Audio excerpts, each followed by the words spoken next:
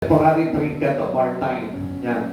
Dito base po dito, makikita po natin kung ano po ba yung talaga mahalaga po sa buhay po natin. Kaya nga po, minsan, di po natin nakita, lunod na lunod po tayo sa mga bagay na ginagawa natin sa liputan na ito. Which is, we didn't know that that was seen to God already. Yung bagay na parang ibinubuhos mo yung buhay mo dito sa mundong ito, ang hindi po natin alam, nagkukos na pala sa atin ng kasalanan. Why? Because hindi natin naiintindihan kung ano ba yung talagang pinakamahalaga at gusto talagang ipasok sa atin ng Panginoon, yung bagay na yun para magkaroon siya ng halaga sa puso mo. Amen. It is Christ Jesus. Okay, obviously, is more than treasure. It's more than the riches of the world. It's more than anything that you have in your life. Amen. Yun po yung pinakamahalaga po sa atin. Okay, umpisa po natin. It is only to invest all here on earth. Kaya nga, sabi po dito, parang sinasabi dito na kahangalan yung pag-invest ka lang ng mga bagay dito sa mundong ito kasi alam natin na lahat ng bagay na yan, mawawala rin yan. Everything time to time, temporary. Ibig sabihin, pansamantala lang yan. Bakit mo ibubuhos yung buhay mo sa mga bagay na yan? Which is, we know na pansamantala lamang itong bagay na ito. And afterward, iiwan mo rin itong mga bagay na pinagpaguran mo dito sa mundong ito at hindi mo rin papakinabangan. May days, siguro, malalasak mo ng konti ng bahagya yung mga pinagpaguran mo, yung kayamanan na yan, malalasak mo panandalian, pero tatakamit ka lang yan. Why? Because that was temporarily. Pansamantala lamang po. Kaya yung sarap na nalasak mo doon, yung enjoyment, yung kagahanakan na naramdaman doon, ay pansamantala lamang at hindi matutugtungan yan ng mahabang buhay. So, dito pa lang makikita natin that we are being deceived already into temporary things. Kaya nga po, alam niyo po, if we invest our life into temporary things, parang masabi po natin na it is a folly investment. So, sa makatuwid sa isang madaling salita, ito po ay parang kahibangan po lamang. No, siguro sa iba, sasabihin, paano kahibangan yun? Kaso, yan naman talaga ang kailangan ng mga tao sa mundo. Kailangan nila magpayaman, kailangan nila ng may pagbili sila ng ganito, kailangan nila na lahat ng bagay na bibili nila sa buhay nila. Pero alam niyo po ba sa Panginoon, ito po ay isang kahangalan.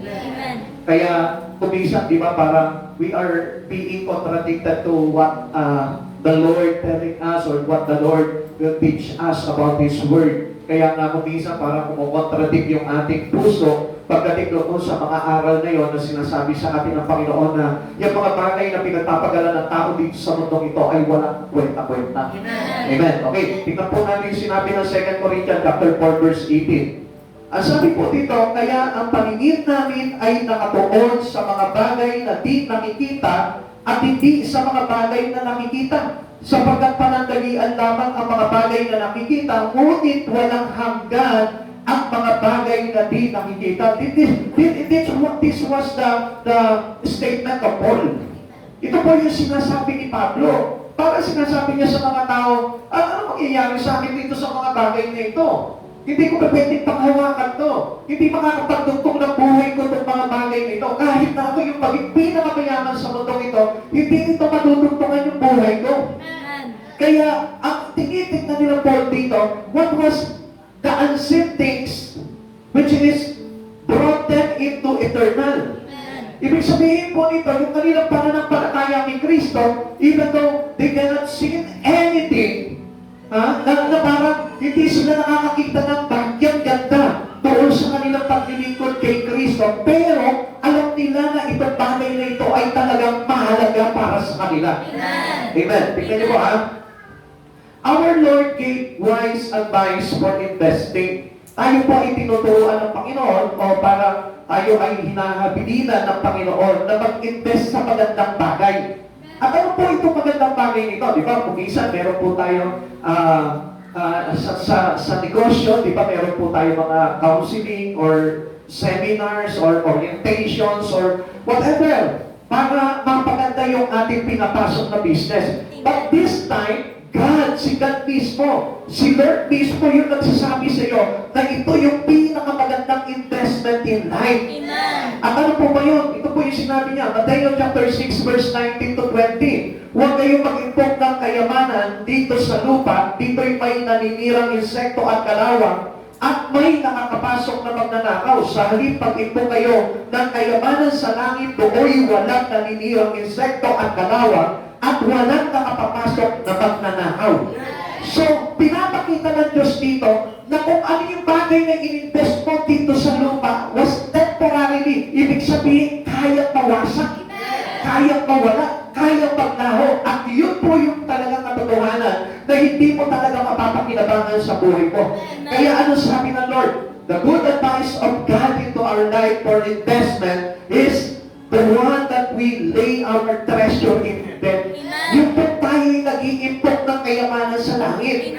Kaya nga po, minsan, alam niyo po, they doesn't know what was the real important or the valuable things in one's life. Minsan maraming tao, many people doesn't know it.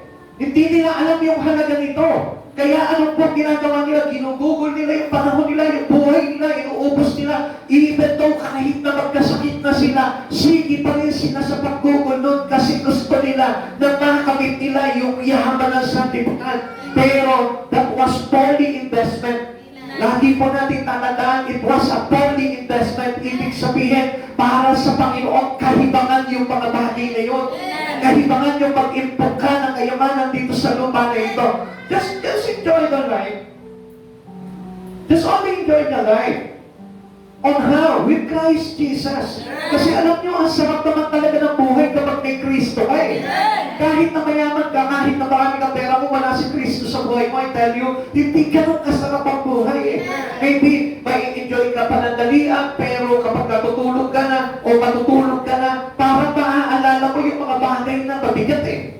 At ipapaalala pa rin sa inyo ito. Pero, if you see the unseen things, kapag tayo po nakapokus yung ating mga mata into the unseen thing, which is the things in Christ Jesus, doon parang mag-i-imagine mo na ang sarap ng buhay na darating.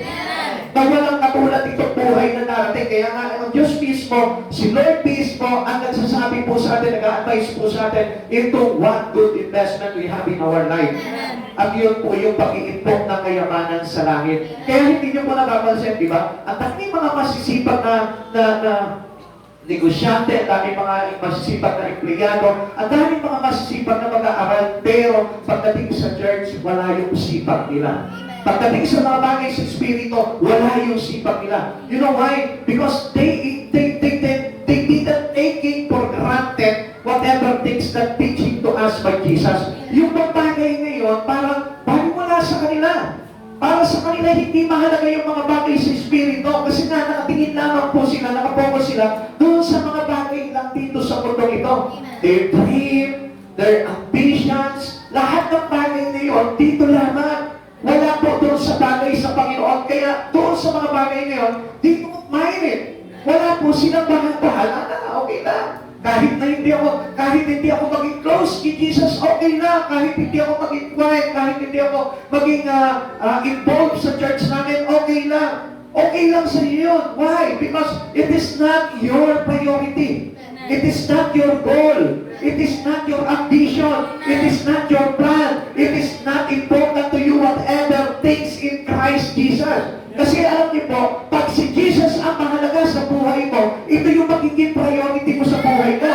Kapag yung kaligtasan ang mahalaga sa buhay mo, si Jesus yung priority mo. Siya yung unang-unang magiging priority sa buhay ng isang tao kapag nandun yung kanyang kahalagahan. So kaya nga hindi nyo napapansin, di ba? Early in the morning, the first day of the week, Monday, ano agad ang isipan mo? Papasok ako sa trabaho, magtatrabaho ko, magsisipag ako. Yun agad yung nasa isipan natin. Why? Because that was your priority in life. Yun yung mahalaga sa iyo na kailangan may promotion ako makuha sa trabaho, kailangan maging pagaling ako sa trabaho, kailangan tumaas ang sweldo ko. Nandun tayo nakapokus. Kaya yung bagay na yun yung mahalaga sa iyo. Amen? Amen. Pero, ang sabi ng Lord sa atin, the voice of God into our life in a good investment is for Him. Sa Panginoon to Him. Amen.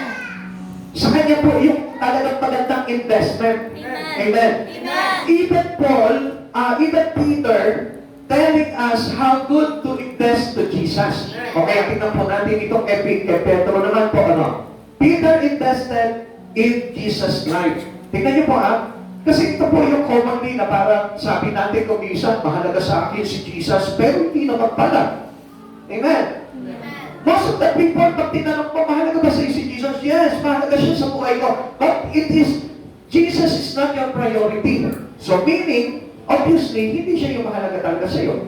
Kasi kung sino yung mahalaga sa'yo, siya yung inuuna mo.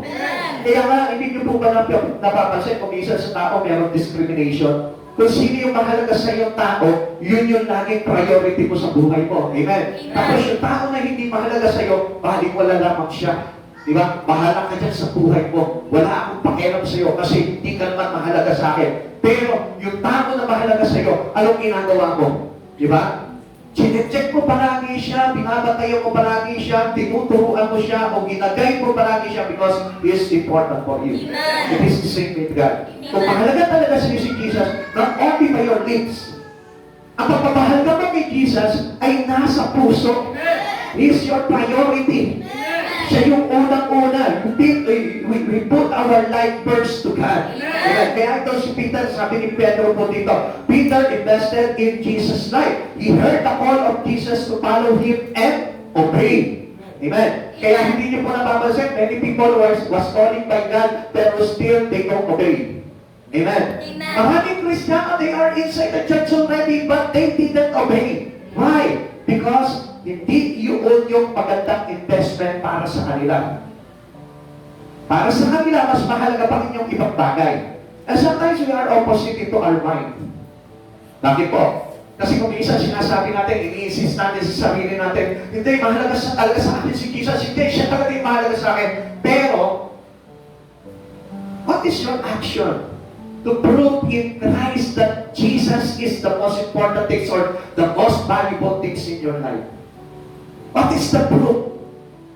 What actions you show to God that He was the real valuable into your life? Paano mo masasabi na Jesus, ikaw talaga yung mahalaga sa akin? More than my career, more than my business, more than my home, more than anything in my life. How can you say it to God? If we do some actions to prove it, kung halimbawa yung pagpapay lang hindi mo pa magawa, o kung yung bagay lang ng pag-church hindi mo magawa, paano mo maipaprove sa Lord that you are the most valuable things in my life? Amen. Na ikaw talaga, Jesus, yung talagang pinaka-aasam-asam ko sa buhay ko at wala ng iba. Kaya nga alam nyo, sa Lord talaga mismo, kaya sinasabi niya rin na sino mapag-iwan ng kanyang tahanan, ama, ina, anak, kapatid, o ari-arian na higit sa akin. Sabi niya gano'n, ay tatanggap na makasandaan iba yung pagpapala at buhay na walang hanggan. Alam niyo po, yung talagang, the greater reward was the promises that is given to those who willing to left their things for the glory of Christ. Di ba nakita niyo yung the best reward? The greater reward. And what is the greater reward? The life eternal. Yung buhay na walang hanggan, yung 100 times of blessing in His life. Yun yung itinapat ng Lord. Hindi niya sinabi, kapag iniwanan mo yung tahanan mo, alang-alang sa akin, bibigyan kita ng isang barang ginto. Hindi niya sinabi, bibigyan kita ng isang magharang mansyon doon sa Dasmariñas Village sa Makati. Hindi yun ang in-offer sa'yo ng Lord. He was offered us the greater reward. And what was that reward? Your life in their life. Amen. Kasi this is the greater investment that we have in our life. Like Peter, ito po si Pedro, nakita niya talaga napakaganda pag-invest ng buhay kay Kristo. Kaya nga nung marinig niya po yung panawagan ni Jesus sa kanya, nung tinawag siya ni Kristo, ano po sabi niya po? He obeyed God. He followed Jesus. Tumagot agad siya. Kasi alam niyo po ba, we are called by God for us to learn to invest on Him. Amen. Tinatawag ka ng Panginoon para mag-invest ka ng buhay sa Panginoon. Para in-invest mo sa Kanya whatever you have in your life to Jesus. Para invest mo sa Kanya yung time mo. Para invest mo sa Kanya whatever treasure you have. Para invest mo sa Kanya yung talento mo. And that's how why Jesus calling us? Kung bakit niya tinatawag po tayo? Kasi gusto niya, start your investment to Him.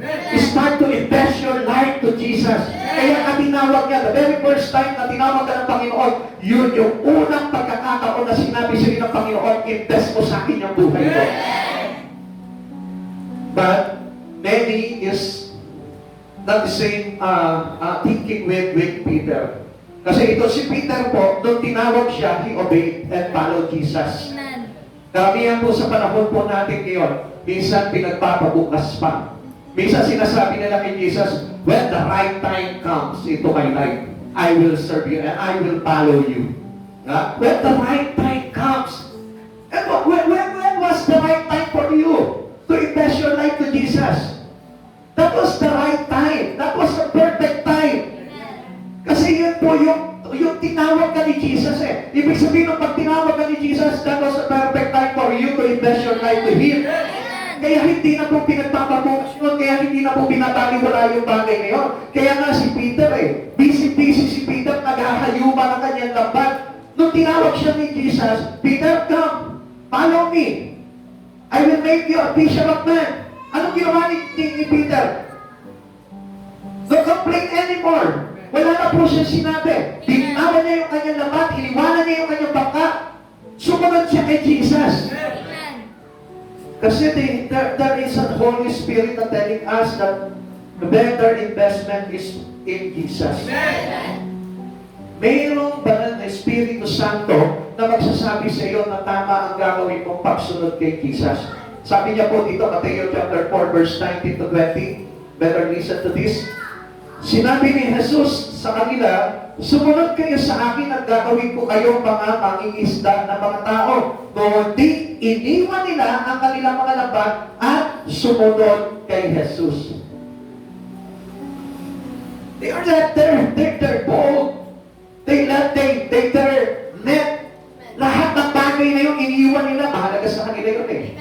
That was very important to them. Pero, nung tinawag sila ni Jesus, no longer mahalaga na sa kanila yun. Wala nang halaga sa kanila yun. It is unvaluable na sa kanila yun. Nung tinawag sila ni Jesus. It is the same with us today. When you heard the calling of God into your life, whatever valuable things into you, whatever precious things into you, whatever important things into you, that was unvalued already to you. Because there is a valuable things that you need to face. It was the calling of Jesus. Ganun po ang kaganda na ang response ng tao at sa panawagan ng Panginoon ay magsilbing napakahalaga sa Kanya si Kristo.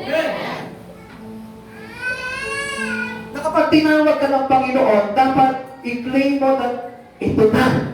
This is the real thing in my life. Ito na yung totoong bagay sa buhay ko. Why?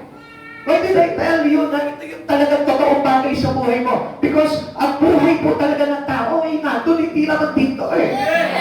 This was only a temporary. Lagi yung tandaan, temporary. Everything in here, temporary. Amen. Kaya nga meron po tayong pag-aaral na temporary trinket eh. What is temporary trinket? Ibig sabihin, panandali ang Islam, panandali ang kinang, panandali ang halaga sa buhay ng isang tao. Kaya whatever we see here, whatever we have here, it was a temporary trinket in our life. Temporary trinket. It is not a permanent glowing. It is not a permanent glimpse sa buhay po natin. So sa madaling salita, wala po tayong, walang kakwenta-kwenta itong bagay na pinapahalagahan natin sa buhay nito. Calling means invest your life to Jesus. Pag tinawag ka ni Jesus sa maglingkod, ibig sabihin nyo, it is the start of your investment to Jesus. Ibig sabihin nyo, business partner ka na ni Jesus. Pag business partner ka na ni Jesus, ibig sabihin nun, dapat ang ginagawa mo na nun, ang trabaho mo na nun ay kay Jesus na. Kaya ano sabi ni Jesus dito kay Peter? Sabi niya gano'n, gagawin ko kayo mga mamamalakayan ng tao, gagawin ko kayo mangingisda ng mga tao. So meaning, you have now a business with God. So, when Jesus calling you, ibig sabihin, you have business already with God. Mahalaga pa ba yung business natin dito na temporary lang kaysa sa business natin kay God, which is eternal? Yung business mo kay God, walang closure. Yung business mo kay God, walang bankrupt. Yung business mo kay God, walang ups and down o yung tinatawag na ano yan, yung parang sa market. Diba? Hindi bumababa, hindi umaangat, kundi laging paangat. Amen. Amen. Naintindihan po natin? Kaya nga gusto talaga ng Lord, doon sa mga tao na tinatawag niya, mapura yung kaisipan natin na pagpapahalaga sa mundong ito. Lahat na tinawag ng Diyos, gusto niya, mapura yung kanilang isipan na mahalaga ang mundong ito sa buhay niya. Kundi gusto niya, makuha niya yung atensyon ng tao to follow Him and to put their trust, to put their value into Christ Jesus. You start collecting heavy things, 70 things to God. Pag tinawag ka ng Panginoon, ibig sabihin yon, that was the beginning to gather things about Christ Jesus. Umpisahan mo na to collect everything that we may collect from the Lord.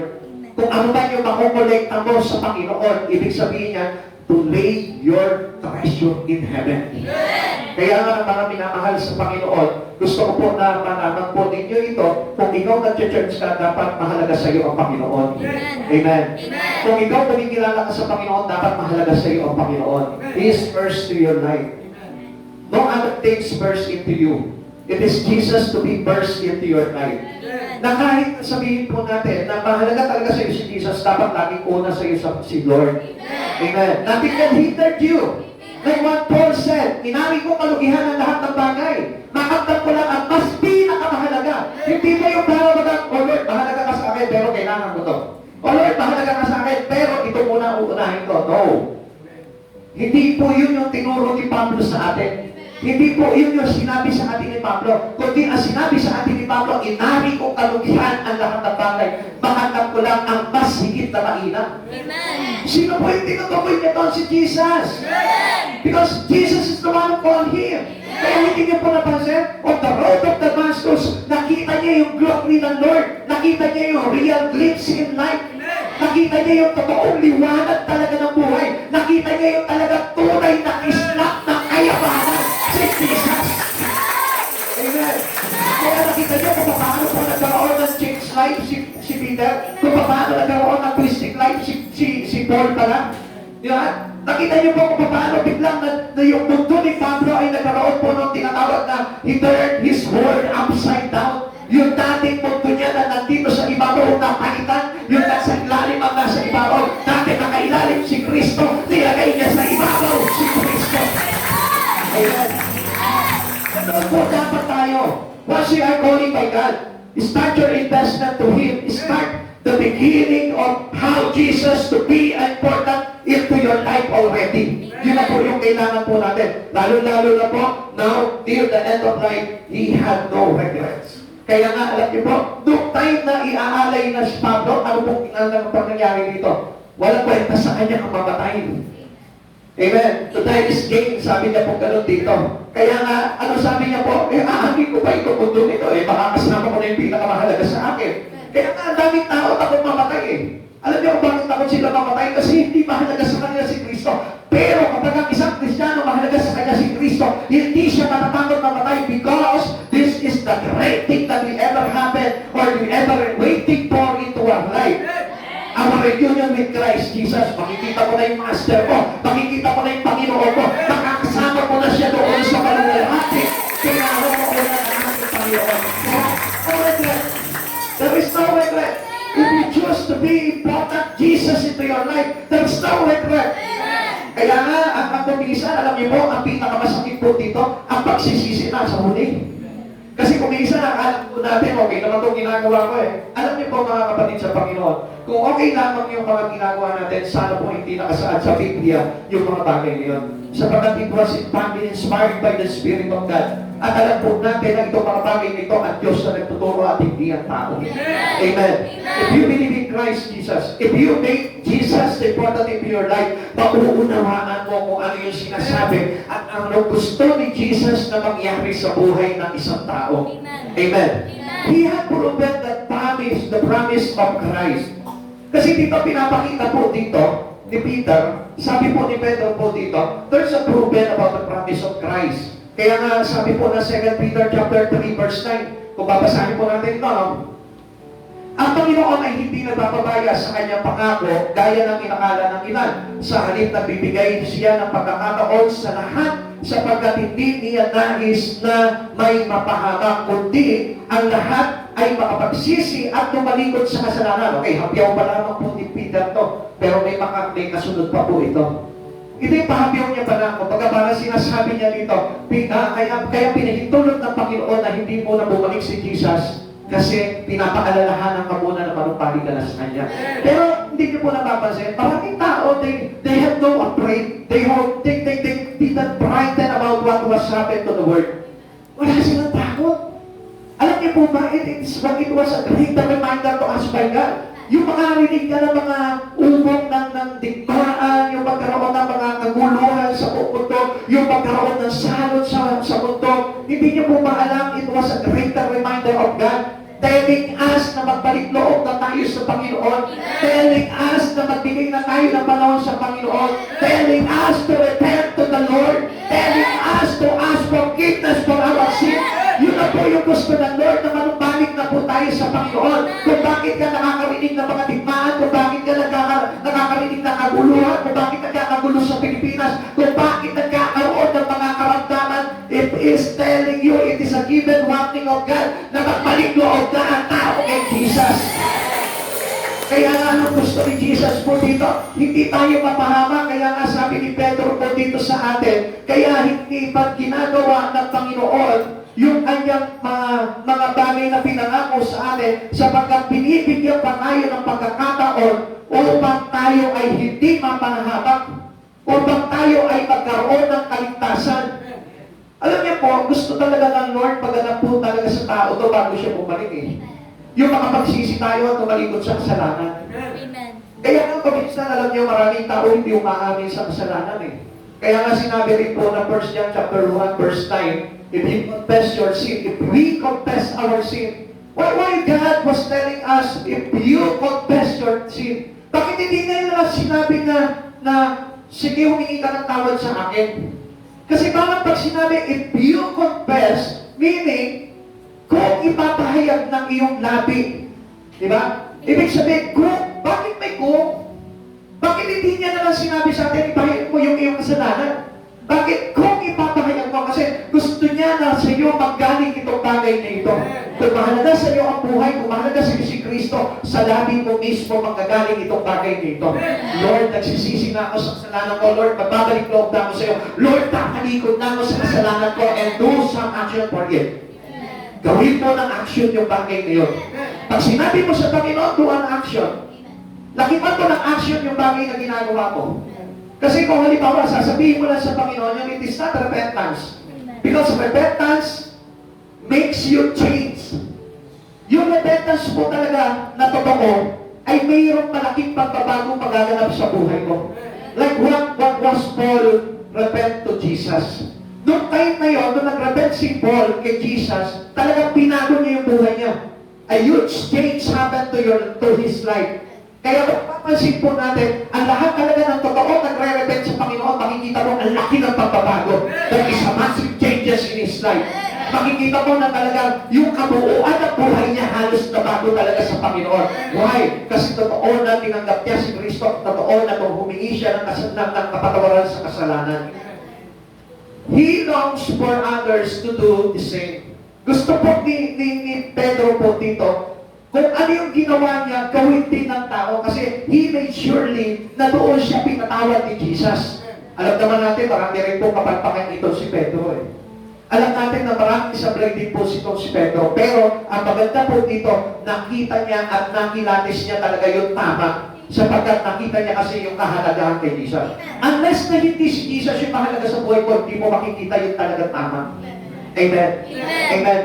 Ulitin ko po sa inyo, unless na hindi mo talaga bigyan ng halaga si Jesus sa buhay mo, hindi mo talaga makikita kung ano yung tama na gusto ni Jesus na buhay mo.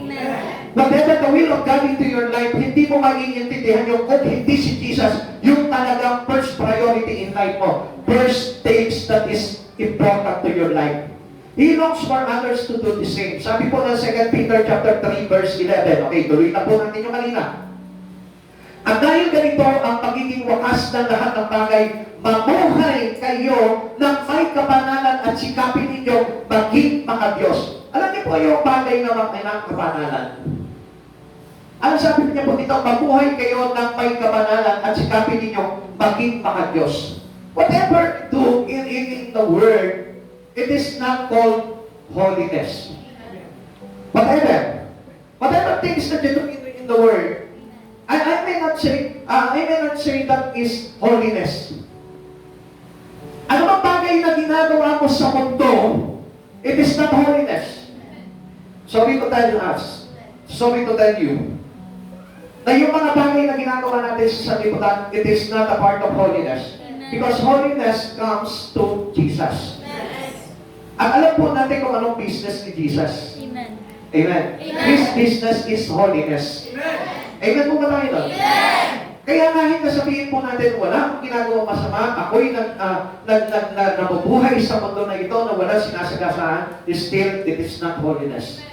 Why? Because outside Christ Jesus, there is no holiness. Amen. Outside Christ Jesus, there is no holiness. Kaya nga kapag ang isang tao hiwalay kay Jesus, there is no holiness.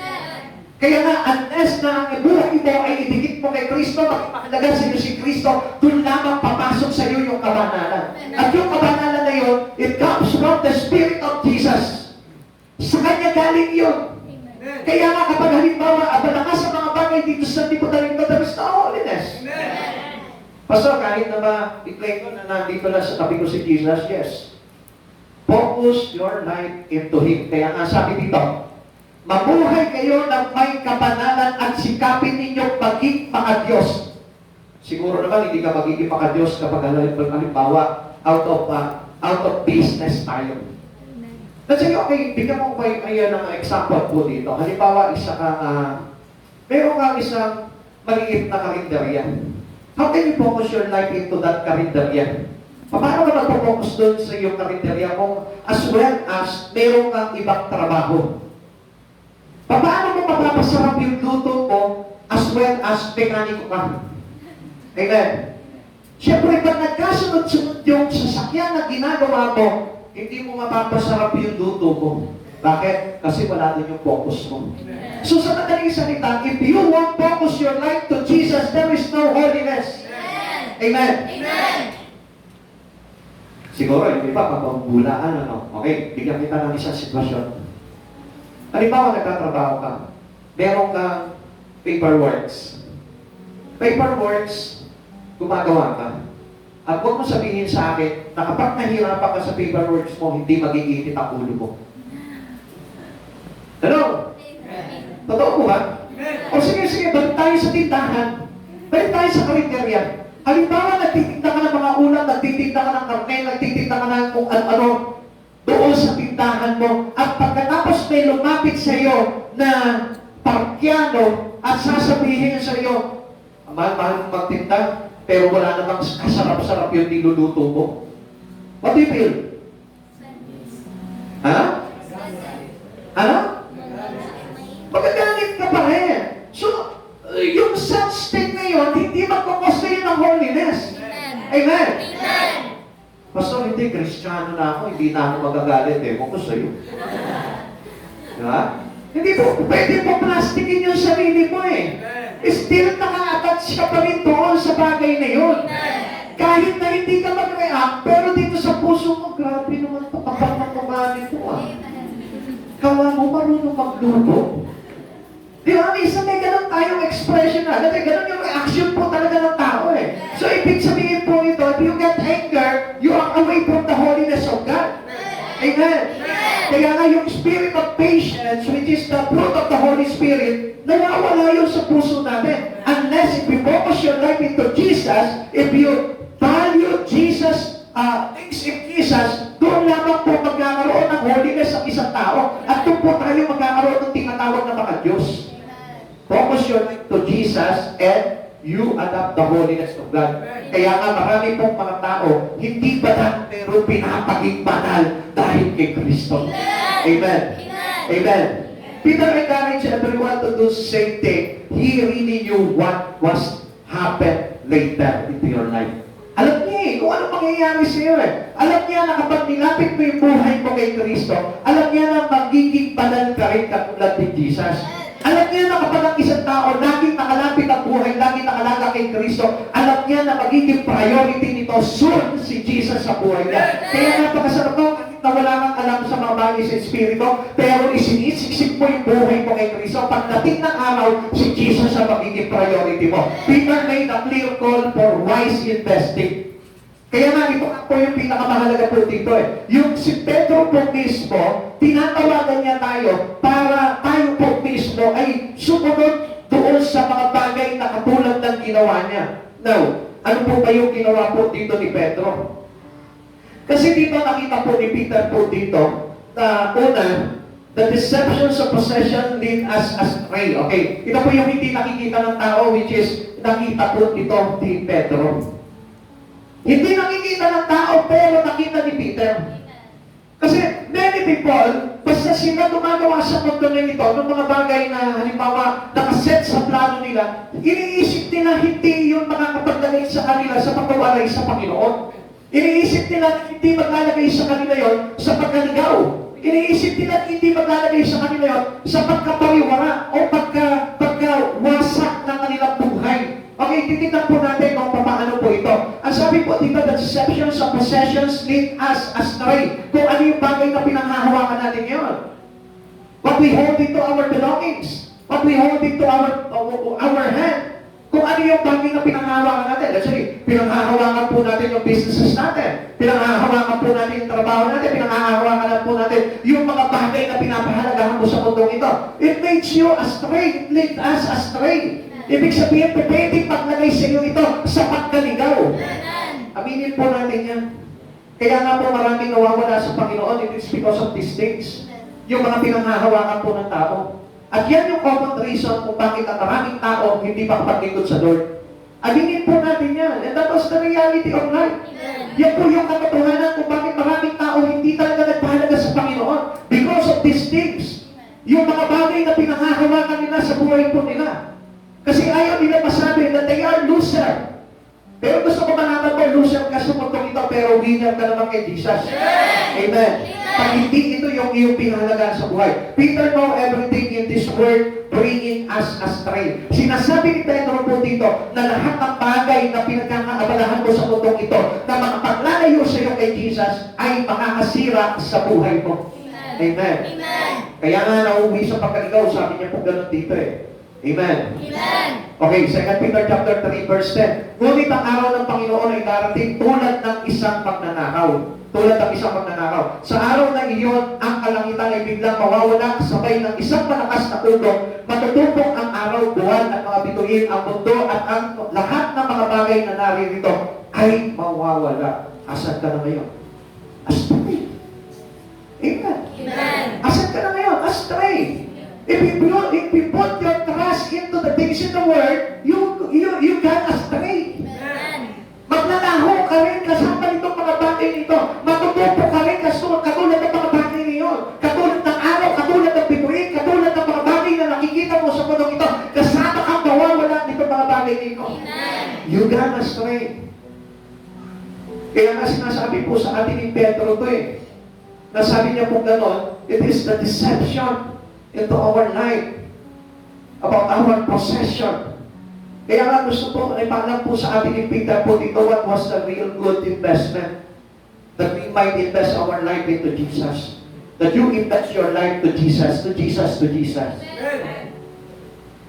Once na nakakilala ka na sa Panginoon, dapat ang pahalaga mo na talaga kay Jesus. Amen. And that was the true believer. At alam niyo po ba, meron po ako nabasa na isang documentary na ginawa po ng isang basa ko po yun at pinanood ko po yung video nun. At sasabi po nila gano'n dito, na kapag talaga nagkaroon ng rapture, alam niyo po ba kung sino lang ang mararapture? True believer. And who's that true believer?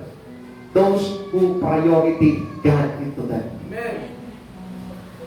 Hindi ba pwede, hindi masasabi, okay, hindi ko sinasabi na ito talaga, pero based on what we learn from that, ang sabi doon, true believer, Hindi sinabing believer. True believer, yung totoong mananampalataya ni Kristo. At pag sinabing true believer, ibig sabihin ng true believer pala dito, yung kayang mag-iwan ng lahat ng bagay para kay Jesus. Bakit? Kasi meron second coming eh. Kaya nga kung papansinin po natin, hindi pa yun eh. Mauuna yung rapture before the second coming of Christ. Kasi sa rapture, wala pang absence of charisma dun eh. Kaya nga sa isang mata, tulog, hindi. Sa isang mata, mawawala tayo, iaangat po tayo. Amen? Amen? Ngayon, yung mga babalik na yun, sabi dito, babalik si Jesus kasama ang 10,000 mga banal. Okay, analyze this. If we analyze this, kukunti. Pero hindi siguro actually exact. Hindi natin sabihin na talagang totoo. Yung 10,000 lang eh. Pero that was written on the Bible. Kaya sa mga tuwid, ibig sabihin pala, may pagsasala. Patay kang bata ka. Hindi pala pwede dito yung alanganin na mananampalataya na. Hindi pala pwede dito yung mananampalataya ka ngayon dahil nandito ka sa church. Paglabas mo ng church, nawawala na yung pananampalataya mo. It is not a true believer. Ang true believer, kaya niyang iwanan lahat para kay Kristo. Amen. And that was the best example to Peter, to Paul, to the apostle of Christ. Ganun yung ginawa nila? Amen. Ibig sabihin, Pastor, ganun din ang gagawin natin. That way. Na ganun talaga ang dapat. Kasi sabi po nila, hindi naman ganun kaluwag ang pintuan tungo sa kaligtasan. Makipot ang pinto tungo sa buhay na walang hanggan. Kaya nga kung titignan po natin, kailangan po ersahin po yung buhay mo para ma-priority mo si Christ sa buhay mo. Amen. Else, di ko masasabi kung talaga tayo mararapture. Ang hirap yaman. Pero I pray to the Lord na marapture tayo. Na kahit kapraso lang yung pananampalataya natin, pinagpe-pray ko pa rin sa Lord. Lord, consider us. Ewan ko lang kung di ko consider ng Lord yun. Sa tingin nyo, di ko consider kaya ng Lord yun. Kung kayo po, kasi halimbawa, sa peanut butter lang, hindi mo napagpalit kay Kristo. Sa palagay mo kaya mararapture ka. O kaya nga, halimbawa, sa halagang 50 pesos lang, hindi mo maipagpalit kay Kristo, mararapture ka kaya? What do you think? Ano kaya? Ano kaya yung nararamdaman natin? Kung talagang babasihan po natin talaga. Kasi ang gusto talaga ng Lord that we put God first into our life. No other God into our life, but He only the one for us. Amen. Kasi sa umpisa pa lang doon pa lang sa pagbababa ng batas ng Diyos, sinabi niya agad na walang ibang Diyos maliban sa akin. Sabi niya gano'n, walang ibang Diyos. Kaya lang, ang tao, ang daming itinapat sa Diyos. Yung pagkain, itinapat sa Diyos. Yung inumin, itinapat sa Diyos. Yung tirahan, itinapat sa Diyos. Yung trabaho nila, itinapat sa Diyos. Now, tell me, kung mayroon ka lang iisang Diyos sa buhay mo ngayon, and this is how we prioritize God into our life. And this is how we value Jesus into our life. Paano kaya yun? Hindi ka ba napapatanong minsan sa sarili mo? Talaga ba mahalaga na sa akin ang Panginoon? Talaga ba nag-iisa na lamang ang Diyos sa buhay ko? Do I have one God? Do I have only Jesus in my life? Meron ba talaga ako Jesus na nag-iisa lamang sa buhay ko? O ang dami ko Jesus? Listen, people of God. Yun po kasi yung gusto ipalimatik sa atin dito eh. Kaya nga alam niyo po, yung mga pinanghahawakan natin sa mundo dito, hindi mo pwedeng itapat kay Jesus yan eh. Because that was a value things. Wala pong halaga po yung mga bagay niyo. Kaya hindi mo pwedeng itapat kay Jesus yan. Pero, ang daming tao na itatapat yung mga bagay na yun para kay Jesus. Amen. Remember that everything in our possession is less valuable to God. Lagi natin pasigin po yun. Lahat ng bagay na meron ka sa mundong ito, hindi natin maitutupas yung halaga nito sa halaga ni Jesus. Amen. Walang hihingit sa Panginoon. Sa iyo ba mayroong mahigit pa kay Jesus? Meron pa pasigit pa sa iyo kay Yahweh? Meron pa pasigit pa sa iyo sa mga bagay na ginagawa mo para sa Panginoon? Then I tell you, hindi mahalaga sa iyo si Jesus. Kung meron pang masigit na mahalaga sa iyo sa pag-church mo, I tell you, hindi mahalaga sa iyo si Jesus. Kung meron masigit pang mahalaga sa iyo sa pagbabasa mo ng Biblia, then hindi mahalaga sa iyo si Jesus. Kung meron pang higit na mahalaga sa iyong pananalangin sa Panginoon, then hindi mahalaga sa iyo si Jesus. Because kung mahalaga sa iyo si Jesus, unang-unang gagawin mo yung mga bagay na inakang sa iyo ng Panginoon na ito. Sabi po ni Isaiah, chapter 40, verse 18, saan ninyo ihahambing ang Diyos at kanino ninyo siya itutulan? Sa mga bagay ba dito sa mundong ito, maihahambing mo si Jesus. Doon pa sa kaibigan mo, maitutulan mo si Kristo. Doon pa sa mga bagay na meron ka sa mundong ito, maitutulas mo yung halaga nito sa halaga ni Jesus. Never. Kaya nga nakakahiya kay Jesus kapag halimbawa ng tao tumatanggi sa kanya. Kaya nga si Pedro tinuturo sa atin to sapagkat si Pedro mismo, from the beginning, he learned it from Jesus. Kaya nung tinawag siya, nagtaka rin siya sa sarili niya, bakit hindi ko natanggihan to? Although hindi niya pa talaga kinati si Jesus eh. Kaya nga nung gumawa ng himala sa kanya si Jesus, nahiya siya. Di ba? Nung ipinahagis sa kanya yung lambat niya, ano sabi niya?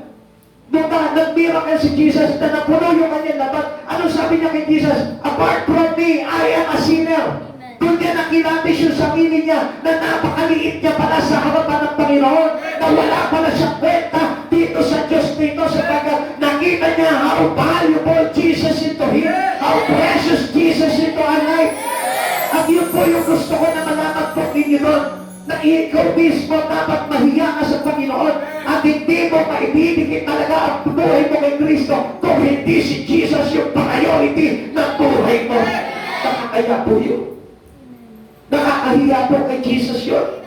Yung unahin mo yung ibang bagay kesa kay Jesus, nakakaya kay Jesus yun. Kaya nga nung maranasan ni Pedro yung himala na ginawa niya ni Jesus sa buhay niya, ano sabi niya? Depart from me, I am a sinner. Lumayo ka sa akin, ako'y isang makasalanan. Sabi ni Pedro kay Jesus. Samantalang tayo, we are proud to be. Pag lumalapit ka kay Jesus, pag umaharap ka kay Jesus, confident ka pa. At gusto ko po na malaman po ninyo, gusto ko na makita po ninyo na walang maitutubas kay Jesus. Walang maihahambing kay Jesus. Even the wealth of this world, kahit na anong kayamanan ng mundong ito, hindi mo pwedeng itapat ang halaga nito kay Jesus. The love of earthly possessions has deceived many. Ang dami po na daya po diyan. Tingnan niyo po bigyan ko po kayo ng example po dito kung sino po yung mga dadaya po dito. The deceptions of possession sent Lot to Sodom. Di ba nang pinilan niya, wow, ang ganda dito. Oh, kapatagan. Wow, ang daming sariwang damuhan na mapagpastulan ng aking kawan. Pinili agad kinundyot. Amen. And he was deceived. Na-deceive siya. Kaya nasama siya doon. Yung asawa niya, at yung pamilya niya, natupok doon lahat, pati kayamanan niya. Amen. Who else? The deception of possession cost the rich young ruler his soul. Ano nangyari dito sa binatang mayaman na ito? Itong binatang mayaman na ito sa pag-aakala niya na naglilingkod na siya sa Panginoon. Sometimes ganito po tayo. Minsan ang akala natin naglilingkod na tayo sa Panginoon, mahalaga na sa atin ang Panginoon. Pero nung kinwentahan tayo ng Panginoon doon sa iyong mga pinanghahawakan, ano nangyari? Hindi mo napitawan, hindi mo maiwan yung iyong pinanghahawakan. Kaya ano sabi po ni Jesus sa kanya, isang bagay na lang ang dapat mong gawin.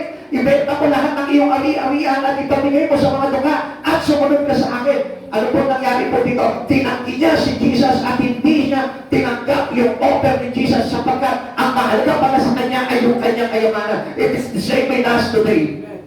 Minsan pinapapili tayo ng Panginoon, ako o yung iyong pinagkakaabalahan. Ako Ako o yung iyong kinakariw. Ako o yung bagay na yan na ginagawa mo sa mundong ito. Sometimes we choose. But unfortunately, it is not to say, hindi si Jesus ang pinili. Marami po tao, ganyan po sa Panginoon, para pinatang mayaman. Kaya nga doon pa naman po nadidisip po tayo, nadadaya po tayo. Na kapag pinapili ka ng Diyos, yung pag-church mo o yung transaksyon mo, minsan pinipili natin yung transaksyon kaysa sa church mo. And you are deceived. You didn't choose God into your life. Yung trabaho mo o yung paglilingkod mo sa Panginoon, sometimes we better choose our job, our business, or whatever we have in your life, instead of choosing Jesus, the priority in you. Minsan ganun po ang maraming tao. Hindi nila mapili si Jesus sa buhay po nila. They neglect God into them. They forget God whatever did into them, into their life. Ang dami magagandang bagay na ipinaranas sa iyo ng Panginoon, kaya masumampalataya sa Kanya. Pero nung tinawag ka ng Panginoon, nung sinabi sa iyo ng Panginoon, you better choose now. You better lay your decision now. Anong ginawa po ng tao? Nag-decide siya apart from Lord. Nag-decide siya separate from God. Nag-decide siya, pero ang pinili niya pa rin yung ibang bagay kaysa kay Jesus. The deceptions of possession sent the rich poor to hell. Yung pinahay, ito po mayamang hangal na ito. Ito mayamang hangal na ito, nag-impok lang ng nag-impok ng kayamanan sa kanyang kamalig, pero nakalimutan niya pag-impok ng kayamanan kay Kristo. Kaya ano nangyari? Isang araw dumating at nakipsilip ng kanyang buhay, hindi niya napakinabangan lahat ng kanyang mga naipon na ipag sa kamalig, lahat ay nasayang at siya ay nailagay sa kapahamakan sa impyerno. Batid sa Panginoon, kaya kami paalala sa atin ang Lord para hindi natin gayahin itong mga bagay nito sapagkat it will send us into hell. It will send us into eternal damnation. Yan yung pwedeng paglagay sa atin. Sometimes, alam niyo po ba yung pinahahalagahan natin dito sa mundong ito, yun yung kumpisa paglalagay sa atin into eternal damnation. Na yun yung paglalagay sa atin sa kapahamakan. If you choose that things rather than choosing God into your life, I tell you, it will put you into damnation. Kapatid, yun po yung pinakmasakit na bagay sa buhay po ng isang tao. We find out that we got into sons of Christ na ang buhay mo pala ay sa kapahamakan magtutubo. Pastor, sino naman hindi ko milala sa Panginoon? Sino sabi sa inyo? This young ruler. He knows every law of God. Alam niya, sabi niya, simula pagkabata, sinusunod ko na ang kautusan. Hindi pa rin siya nakalusot kay Jesus. Nakita na ano po yung dahilan niya hindi nakalusot kay Jesus sapagkat sinabi ni Jesus sa kanya, okay, isa pang bagay ang gagawin mo. Ibenta mo yung iyong ari-arian. Ipamigay mo sa bukha yung iyong pinagbilhan at sumunod ka sa akin. Sometimes, alam niyo po ba, yung simple obedience to God brought us into perishing life. Minsan yung aming hindi pagsunod sa Panginoon, yun yung minsan naglalagay sa atin sa kapahamakan. At dito po pinapakita po sa atin na dapat po tayo po mismo. Every possessions that we have in our life, huwag yun ang pahalagahan nyo. Kailangan na ilagay mo sa isipan mo, mahalaga si Jesus sa buhay ko. Mahalaga pa siya sa kinikita ko. Mahalaga pa siya sa trabaho ko. Mahalaga pa siya sa pag-aaral ko. Mahalaga pa siya sa ari-arian ko. Mahalaga si Jesus sa buhay ko. Amen. This is the true believer. Ito po yung talagang totoo na mananampalataya ni Kristo. Na hindi siya natatakot na maghirap sa mundong ito because he knows that God will provide everything in him. That God will provide, will protect him in any hardness. Mga kapatid sa Panginoon, ganun po tayo manampalataya dapat sa Panginoon. It is deceiving faith kung hindi si Jesus ang pipiliin mo sa buhay mo. It is a deceiving faith. Peter urged us to look ahead to the coming of the Lord. Ibig sabihin po dito, alam niyo po, kung gusto mong pahalagahan si Jesus sa buhay mo, dapat nakatingin ka sa Kanya. Dapat lagi mong inaabangan si Jesus. Looking upward reveals the temporary nature of this below. Kaya hindi natin makita eh. Na temporary lang lahat ng mga bagay dito sa mundong ito kasi hindi tayo nakatingin kay Jesus eh. Jesus is eternal God.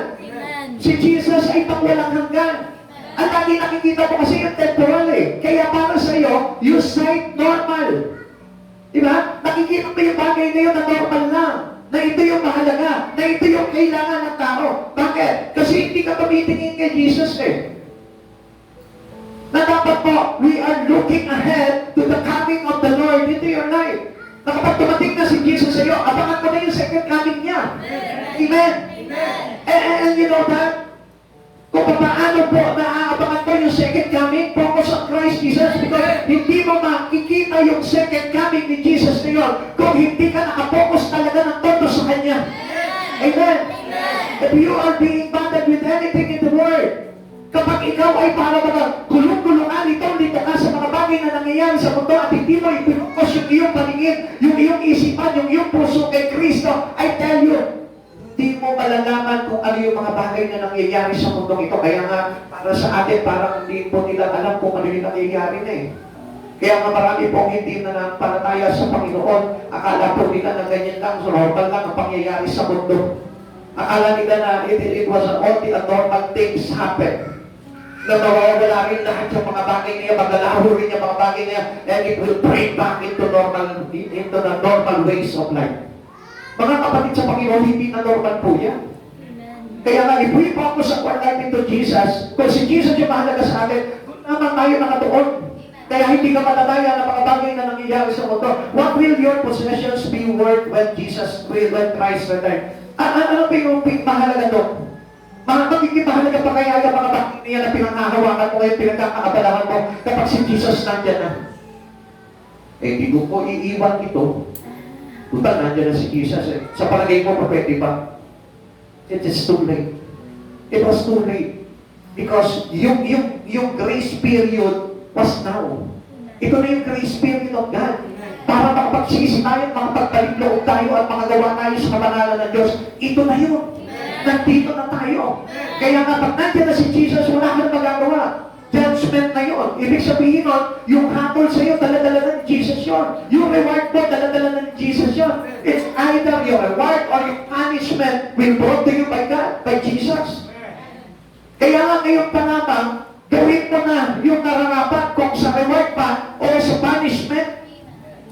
Amen? Hindi po ba natin? Wise one invest things about to stand the test of time. Ulitin ko po sa inyo. The wise one invest in things above that stand the test of time. Ibig sabihin po nito, kahit nag-test ka ng panahon, dito para pangyayari nito, nakatayo ka pa rin kay Jesus. Yung talagang investment natin kay Jesus. Yung hindi mo tinatalikuran si Jesus, yung hindi mo iniiwanan si Jesus, na kahit na nagugutom ka dahil sa pandemya na yan, na kahit hindi ka na makagalaw, hindi mo iiwanan yung si Jesus sa buhay mo. That was a lesson time. Kahit na barinahan kanila ng barinahan dyan, hindi ka masusubok ng panahon, nakatayo ka pa rin kay Kristo. Kahit natakutin ka ng takutin, hindi ka masusubok sapagkat ganun kahalaga si Jesus sa buhay mo. Amen. Amen. Ikalawa, the dissolving of possessions bring of fear. Mangyayari po yung pagkatupok ng lahat ng mga bagay na pinanghahawakan ng tao. Ba't pinanghahawakan ng tao? Yung mga bagay-bagay na yan na nasa mundo, magaganap ang pagkatupok niyan. Okay, sabi po dito na 2 Peter chapter 3 verse 10 to 11.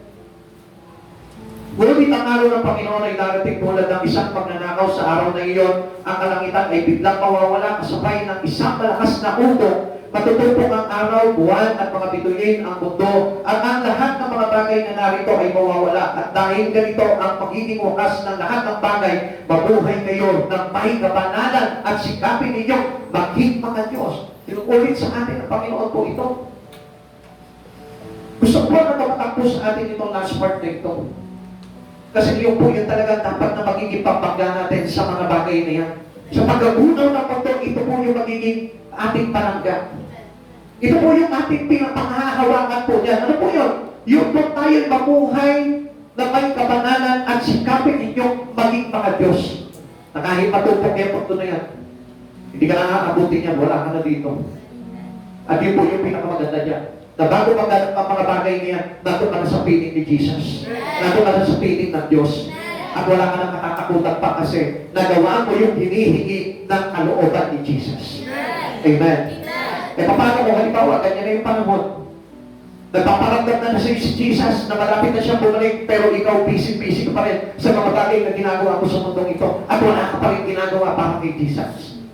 Alam niyo, nagpapasalamat nga ako sa Panginoon kasi nung sinabi ko po ng Sunday na maluwag po ang upuan po dito every Wednesday. At least kahit pa paano may nagpauna po sa inyo, praise the Lord, masama ka sa rapture. Inudulo ko po talaga sa Panginoon na lahat po tayo ma-rapture. Pero anong gagawin po natin doon sa mga taong tamad? Sorry to tell him. Sorry to tell them. Ang mga taong tamad, hindi po talaga makakapasok po sa kalangitan po yan.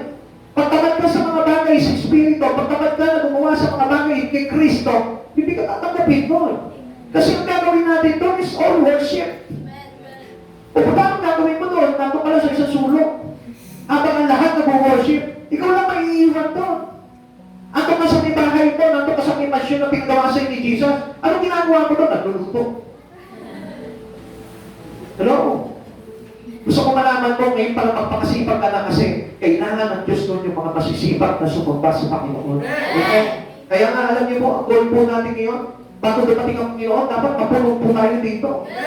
Amen. Bakit? Kasi kailangan maraming maligtasan, Lord. Kailangan itong church nito makapagligtas din. At kung ginagawa po ninyo, magkakain po kayo. At kung hindi niyo po gagamitin, yung authority ninyo bilang tinawag ng Panginoon, ang sabi ng Lord, nung pagkatawag kay Peter, ano sabi niya po gano'n? The start of your investment to God. Anong investment yun? Mamamalakaya ng tao. Makikista ng tao. Now, what is your investment? If Jesus is bringing valuable things into your life, kung siya yung pinakamahalaga sa buhay mo, nasan yung investment? Amen. Kung sa asawa mo nga, dahil mahalaga sa kanya, nag-i-invest ka sa kanya eh. Di ba? Lahat ng sweldo mo, binibigay mo sa kanya. O, investment mo yun. It is the same with the Lord. Pag mahalaga sa iyo ang Lord, mag-i-invest ka sa Lord, magpapasok ka sa kanya ng kung ano-anong bagay na ipopropose mo sa kanya para na sa ganun matawa siya sa iyo. Amen. Amen. Hallelujah. Praise the Lord. At yun po yung kailangan ng Lord sa atin. Ano pang ginagawa po natin? Magkakain po tayo. We are on the last days. At on the last days, kailangan po mapatunayan natin sa Panginoon na tayo po ay nagsisikap na mabuhay ayon sa kanyang kabanalan at nagsisikap na maging mga Diyos. Natatandaan niyo po yun? Na kaya po para tayo pinaglilingkod ng Panginoon para tayo po ay malinis. Amen? It was a process of sanctification. It was a process of purifying our spirit. Na kapag naglilingkod ka sa Panginoon para pinupurify yung iyong espiritu, nililinis ng ating Panginoon. Amen. Remember that all things are past. Lagi natin tandaan, ano talaga itong mundo na ito eh, maglalaho rin ito. Eh, ang masama nga po dito, nakapat pa sa atin eh. Nakapat pa sa henerasyon natin. Buti nga sana ko, hindi natapat sa henerasyon natin dito. Siguro sabihin natin na hindi tayo matigating. Paano kung itong henerasyon na ito yung aabutin po ng pagkatutok ng lahat ng bagay? Ano gagawin mo? Tsaka ka na napanginginig pag nakikita mo na nakabas na yung mundo? Doon ka pala matatakot. Doon ka palang gagawa. Ako, hahayo na ako, Lord. Saan ka pa hahayo? Kung isang hakbang na lang, lulusot ka na. Hello? Kaya nga ito yung grace period. Gumawa ka na ngayon. Gumawa ka na. Kung makasalanan ka, iwanan mo yung kasalanan mo. Kung ano man yung mga bagay na pinagagawa ko sa mundo ito, gawin ko na lang kay Jesus. Amen. Bakit matandaan? Sabi ko dito, all things shall pass. Lahat ng bagay ay may tutumpok, lahat ng bagay ay magugunaw. 1 John chapter 2, verse 17, mawawala sa liputan ang lahat ng mga bagay na pinagdanasahan ng mga tao, ngunit ang mga sumusunod. Ay, listen, mga kapatid sa Panginoon, meron pong balita. Kararating lang. Sabi po sa atin, ngunit ang mga sumusunod sa kalooban ng Diyos ay mabubuhay magpakailanman. Praise the Lord. Ito po yung ipamarites namin sa maraming tao. Amen. Yung sumusunod sa kalooban ng Diyos ay mabubuhay magpakailanman. Hallelujah.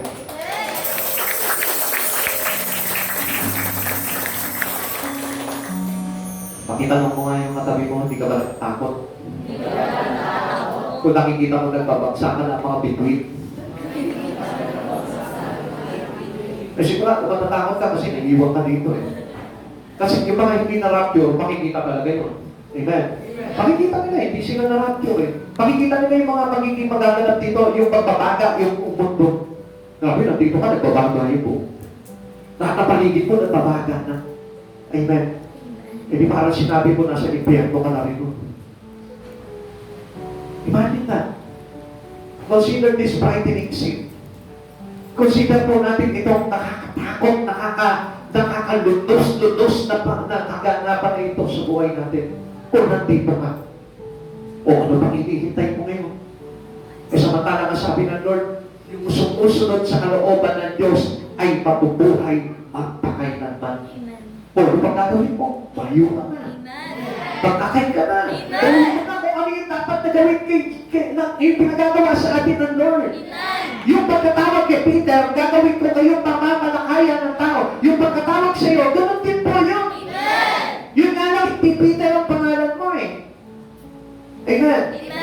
Pero ito pa rin yung si Peter kasi tinawag ka ng Diyos eh. Kaya na, alam nyo lang, ang pinagkaiba lang natin kay Peter obey. Ayaw kaya? Yun ang problema po doon eh. Sumusunod sa kalooban ng Diyos. Peter obey. So, meaning sumunod sa kalooban ng Diyos. How about us? None-10 disobey. Patay ng bata ka. Hindi sumunod sa kalooban ng Diyos. Shem did not obey. Patay ng bata ka. Natalie did not obey. Patay. Bakit? Hindi na limang malakayan ng tao eh. Hindi nagligtas ng kaluluwa. Naupo sa bahay, tumambay, tumunganga. Patay. Nagpayaman, nagpalaki ng bahay. Nagpalaki ng negosyo. Nag-expand. Naglagay ng branches. Hindi umakay. Patay. Totoo po yan. Wala ka biro yan.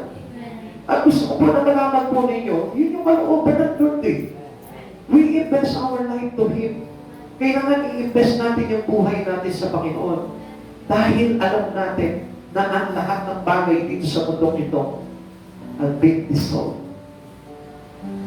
Matutunaw, magugunaw. At gusto ko ba abutin ka ng pagkagunaw na yun? Alam niyo kung sino lamang po yung aabutin ko? Yung hindi marunong sumunod sa panawagan ng Diyos. Amen? Amen. Tanungin mo yung katabi mo ngayon, sumusunod ka ba sa panawagan mo? Sumusunod ka ba sa panawagan mo? Patay ka. If you imagine this frightening scene, sabi niya gano'n, pagka, halimbawa, hindi ka ba nakakahayo, o hindi ka ba nakakapag-akay ng mga kaluluwa, o hindi ka ba nakakakay ng mga kapitbahay mo, isipin mo yung mangyayari pagkatupok ng mundo, nandun ka. Nakatayo ka halimbawa dyan sa plaza, nakikita mo kaliwat kanan na nagbabagsakan na yung mga bituin, tapos unti-unti nagugulaw na yung mundo, kapraso na lang, ganito na lang kalaki. Makuha mo pa kayong huminga. Baka yung isang hinga marami mo yan, pagtulubiyan na lang. Kaso hindi ka mamamatay noon. Hatulan ka pa. Yeah. Amen. Hindi nyo ba napapansin po yun? Ang sabi ko dito, the heavens shall pass away with a great noise. May malakas na ugong. Ano kaya yung ugong na yun? Grabe. Ha? Yung pa kaya yung ugong ng rapture?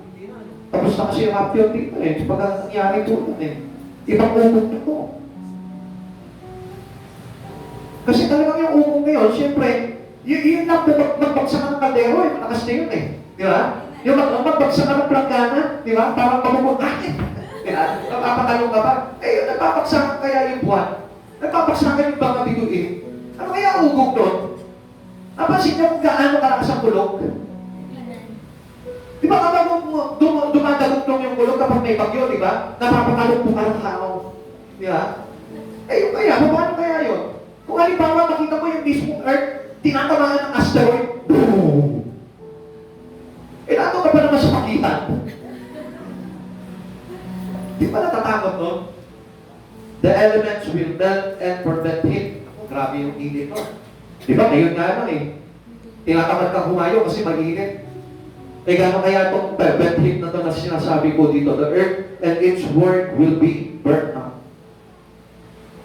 Hirap po nito, no? Testingin mo na ngayon. Pagsila ka doon sa likod bahay mo. Lakihan mo yung amoy, tapos medyo dumadaan ka na doon. Pag medyo na-enjoy mo at nasarapan ka, okay, go. Pero kapag halimbawa, yung isang hakbang mo pa na napasok ka na, mayo ka na. Bigay mo yung buhay mo sa Panginoon. Amen? The dissolution requires a decision. Yan. Yan na po yung kailangan doon. Nahayo na ba ako o hindi?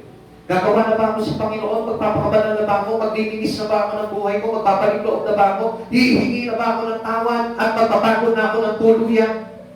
Bibigay ko na ba yung buhay ko sa Panginoon o hindi? O masama ako sa pagkagunaw? Mag-desisyon ka na. Kaya nga sabi po dito, the dissolution requires a decision. Kailangan na po ng desisyon ngayon. Pwede na lang kung hindi ka natatakot.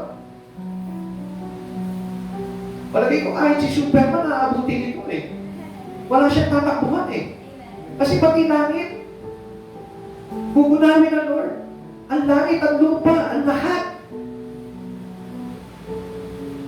Makakapunta ka ba kung sa kinalalagay ng Lord? Hindi siguro ano. Pag nakakapunta ka doon, sama mo. Pero gusto ko malaman mo, walang makakapunta doon. It is only God. It is the only place of God. At ang makakapunta lang doon, yung tao na sinanamig ka. Mga kapatid sa Panginoon, how shall we then live? Ano pa kaya? Kung halimbawa nangyayari na itong mga bagay nito, paano tayo mabubuhay kung hindi ka pa nakakapag-desisyon sa mga oras na ito? Better to have God right now. Lagay mo na sa puso mo. Huwag mo nang dayain. Huwag mo nang dayain ngayon, itong panahon na ito. Kung medyo alanganin ka pa dahil hindi ka pa nakakagawa sa Panginoon, start today. Begin this grace period. Umpisahan mo na ngayon. Sapagkat kapag inato tayo itong mga bagay na ito at hindi ka nakapag-desisyon, gusto ko malaman mo. Ito yung pinaka-nakakatakot na magaganap at walang kapanis na katakutan mo ito. Sana kung makakakita ka lang ng aswang eh. Di ba? Baka pwede ka pa lumabal. Ito kaya malalabanan mo ngayon ito. Kaya mo ba saluhin yung mga biguin? Habang naglagan-lagan? Kapatid sa Panginoon. Magkaroon ka ng banal na takot. Para na sa ganoon, mailapit mo yung buhay mo ng totoo sa ating Panginoon. This is not a joke. Totoo po magaganap ang mga bagay na ito. Peter called us to consider all in the light of His prophecy. Dapat lahat tayo maliwanagan na po dito.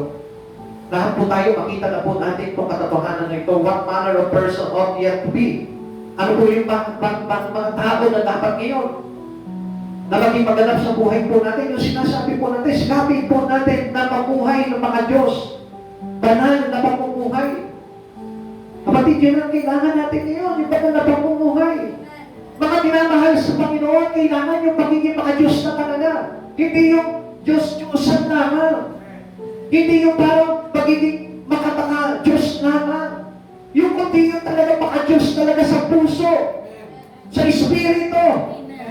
Hindi sa katauhan lamang na pagpapakita lamang. It is a call to holy living, to be like Jesus. Ang gusto po, kailangan po dito yung halos similarity with Christ Jesus, how He walk on earth.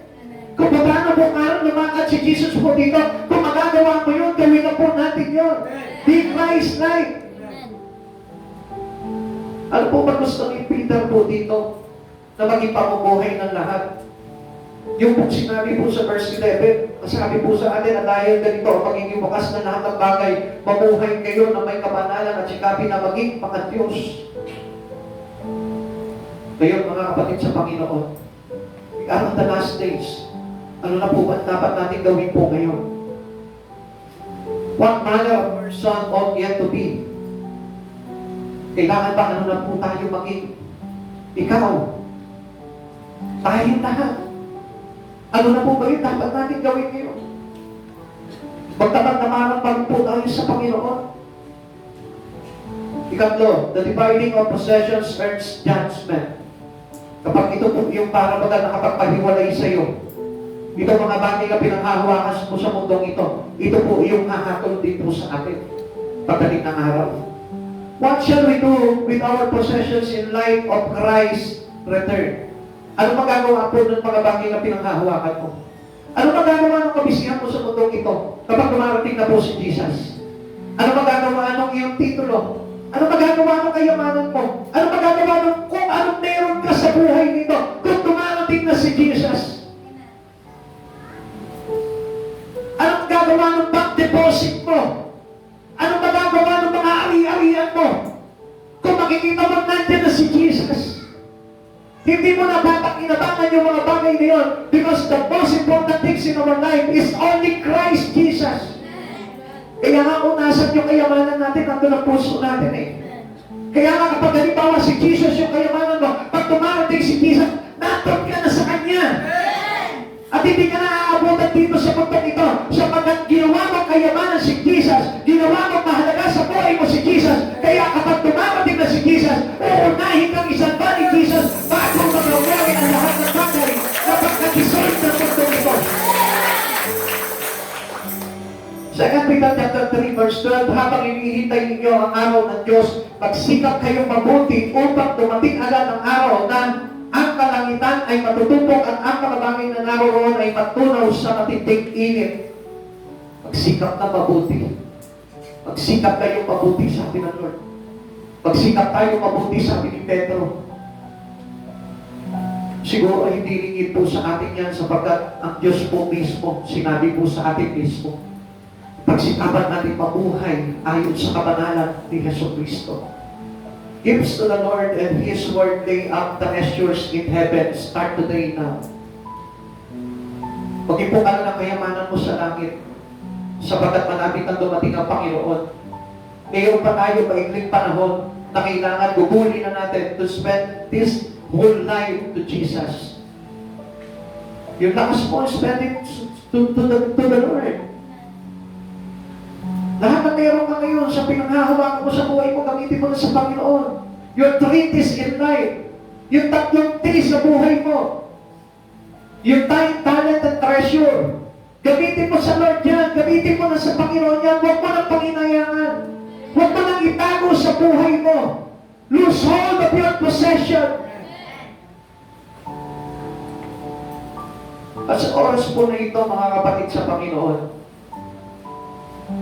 ang gusto po ng Panginoon ay pag-ipok po tayo sa Kanya. Mateo chapter 6 verse 20, sa halip pag-ipok kayo ng kayamanan sa langit, doon walang naninirang insekto at kalawang at walang makakapasok na pagnanakaw. Hindi kaya tupukin po yan. Sa oras po nito, mga kapatid sa Panginoon, umpisahan mo na. Magkaroon ka na ng kagalakan, kasiyahan sa paggawa sa Panginoon.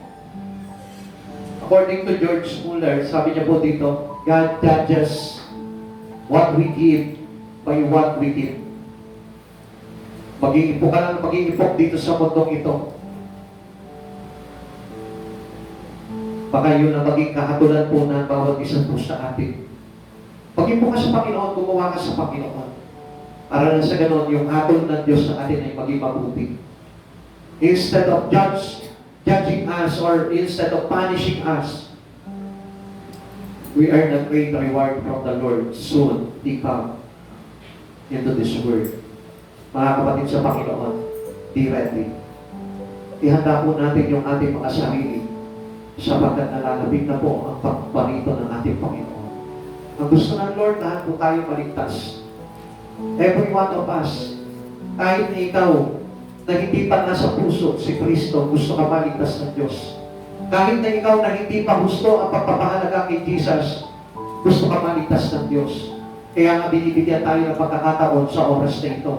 Because gusto ng Lord na maligtas ka. Kapatid, pagsikap mo na mabuhay na maging maka-Diyos at buhay sa pangalan ni Yesu Kristo. Tayo ay magsitayo sa Panginoon.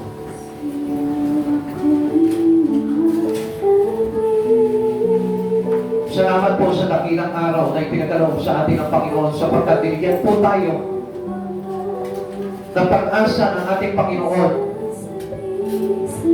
na makagawa at makapagbalik muna sa Panginoon bago maging huli ang lahat. Try to imagine the goodness of God into our life. Hindi niya pinabayaan na marami po ang mapahamak, kundi hinahangad niya pa rin po na maligtas na marami. Kung kaya binibigyan niya tayo ng pag-asa sa oras na ito. Start from now. Start from now. Gawin mo na yung nararapat sa Panginoon. Do not insist whatever you know. Insist whatever we learn from the Lord. Yun po ang gawin po natin sa buhay po natin bilang mga tinawag ni Kristo. Ang lahat ay magugunaw. Ang lahat ay mapapawi. Ang lahat ay mapupugnaw. Subalit ang lahat ng mga nananalig kay Kristo kailanmay hindi mamamatay sapagkat tayo'y mabubuhay ng walang hanggan. Ako sa'yo'y nasasabi,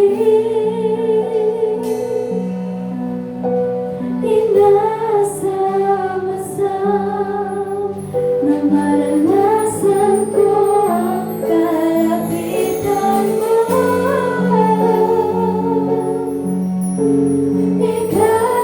God always gives us a chance. Jesus put all those believers into a big chance. Lahat tayo nilalagay ng Diyos na malaking pag-asa. Matalahin mo itong bagay na ito. Huwag na po tayo maging matigas sa Panginoon. Huwag na po tayo na magmatigas pa pagdating sa ating Panginoon. He wanted us to be saved. Gusto ng Diyos na ito na maligtas ka. Gusto ng Diyos na ito na mapabilang ka sa kanyang ipapatid. It is better to obey the Lord. It is better to obey the will of God rather than to insist whatever we wanted to be.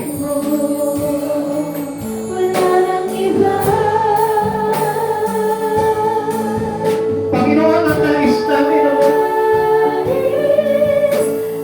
Nais ka namin, Panginoon, na magpapala ng todo sa buhay.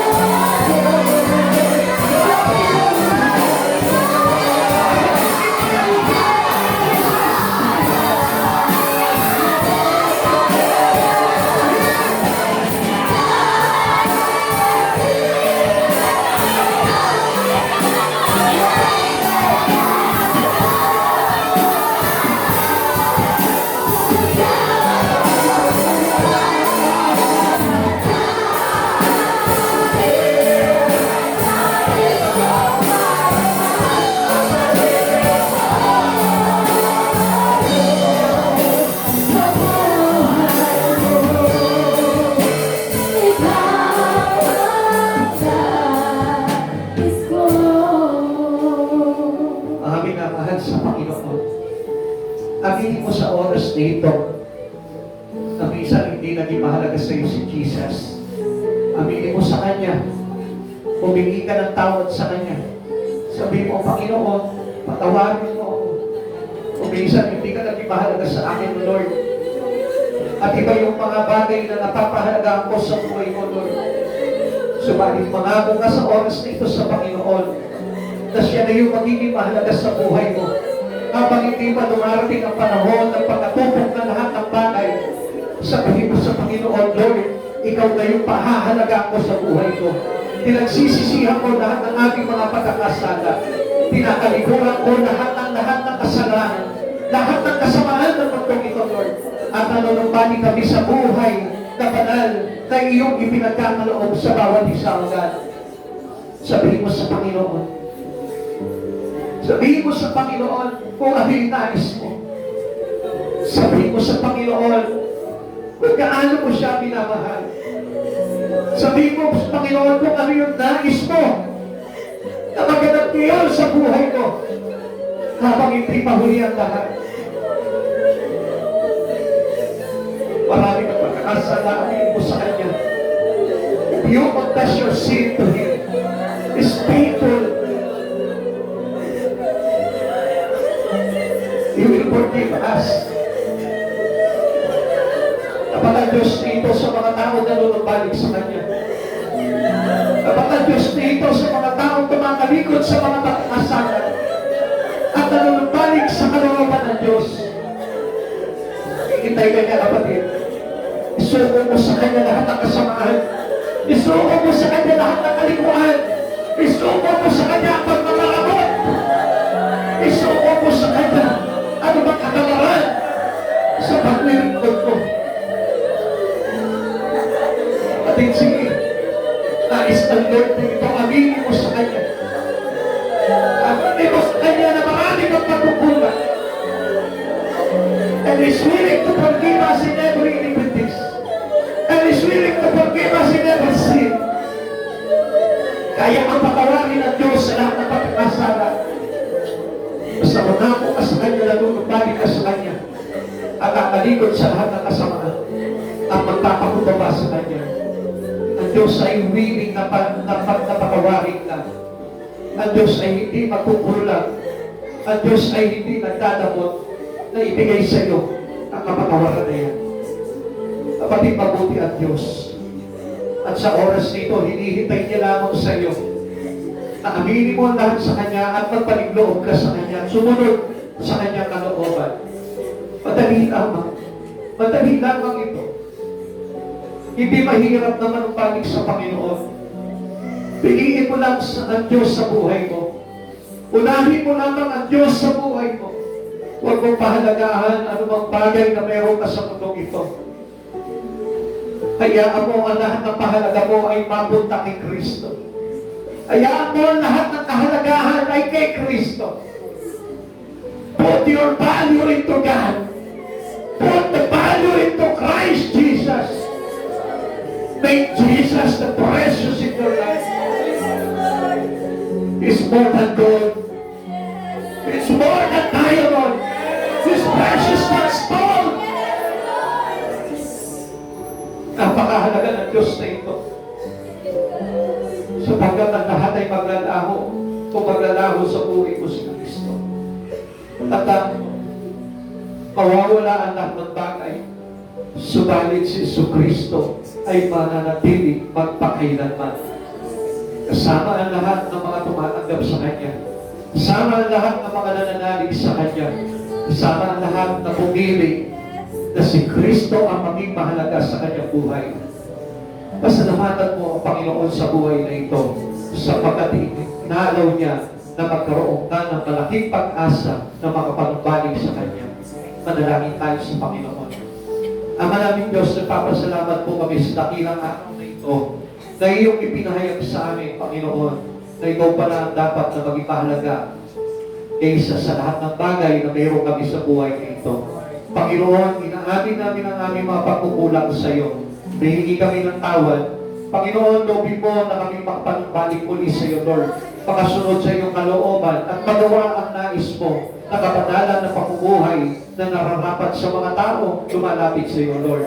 Panginoon, sa oras nito, Lord, tulungan mo po kami na mas tignan, Panginoon, na gawin ang mga bagay na nais at kalooban mo, God, upang makasunod kami sa nararapat, O God.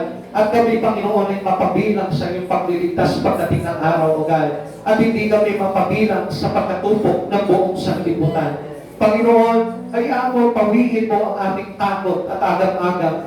At palitan mo ito, Panginoon, ng malaking pag-asa at pananalig na ililigtas mo kami, Panginoon, sa iyong pagbabalik. Panginoon, umaasa bawat isa sa amin, O Lord, na walang maiiwan sa amin sa mundong ito, Lord. Kundi isasama mo kami, Panginoon, na ipapanig sa iyong kaharian, O God. Maraming salamat sa kabutihan mo, Panginoon Jesus. Hayaan mo sa oras nito, ideklara ng bawat isa sa amin, O God, na walang ibang mahalaga sa buhay namin simula sa oras na ito, kundi ikaw, Panginoon Jesus, na aming tagapagligtas. Ikaw ang mahalaga, Panginoon. Wala nang ibang mahalaga. Maraming salamat po, Panginoon, at dalangin ko rin po na pagpalain po sila, Panginoon, sa lahat ng kanilang pangangailangan. Lord, ang tao na nananalig sa iyo, Lord, ikaw ang magpo-provide ng lahat ng kanilang mga kailangan. Pagpalain mo ang kanilang buhay, O God, sa lahat ng aspeto, Lord, pagpalain mo sila, especially sa kanilang espiritu at sa kanilang relasyon sa iyo, Lord, pag-upapawin mo sila. Panginoon, maraming salamat po, sumagana po sila sa lahat ng pagpapala, O God, sumagana ang kanilang pamilya, Panginoon, upang makapag-focus sila, Panginoon, sa lahat ng bagay, sa kabanalan, at sa paglakad sa pagiging mga Diyos. Panginoong Jesus, maraming salamat po sa oras nito, Lord. Pagpalain mo po kami lahat. Salamat, Panginoong Jesus, sa iyo ang kapurihan. To God be the highest glory. In Jesus' name, amen and amen. God bless you all po.